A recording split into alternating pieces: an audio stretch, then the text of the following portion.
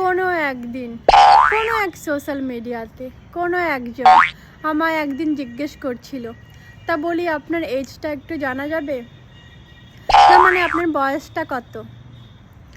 না এদের মানে মানুষের এজ নিয়ে এদের এত কেন প্রশ্ন বাবা, মানে এদের এত কেন কিউরিসিটি আমি বুঝি না বাবা। না মানে আমার মানুষের মানে দুঃখ দেওয়ার তো স্বভাব নেই, তাই আমি শেষ পর্যন্ত বলেই দিয়েছিলাম যে আমার এজ হচ্ছে 100 বছর। না মানে আমার বলতে ইচ্ছে করছিল ওনাকে যে আপনি জানেন না যে মেয়েদের এজ আর ছেলেদের স্যালারি কখনো জিজ্ঞেস করতে নেই, কিন্তু কী করবো, ওই যে মানুষের মনে দুঃখ দেওয়ার স্বভাব নেই আমার, তাই শেষ অবধি বলেই দিয়েছিলাম যে আমার বয়স হচ্ছে 100 বছর। তো তখন উনি কথাটা শুনে আমাকে এমনভাবে বলল, ও এত কম, আমার তো 104 বছর বয়স।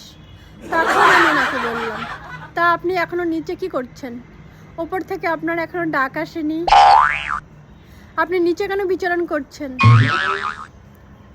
মানে যমরাজা আপনাকে এখনও ডাকেনি কেন? তা উনি না হয় আপনাকে ডাকতে ভুলে গেছে, আপনি কেন যমরাজার সাথে কন্ট্যাক্ট করেননি এখনো অবধি?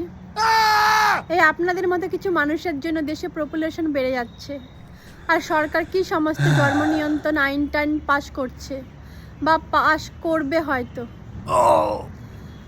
তাড়াতাড়ি উপরে যাওয়ার টিকিটটা কেটে ফেলুন। না যমরাজার তো ভুল হতেই পারে না, রোজ কাউকে না কাউকে তো ডাকছে, তো ওনার তো যমরাজার সাথে কন্ট্যাক্ট করা উচিত ছিল, ওনার তো যমরাজাকে মনে করিয়ে দেওয়া উচিত ছিল যে ওনার 104 বছর যাচ্ছে।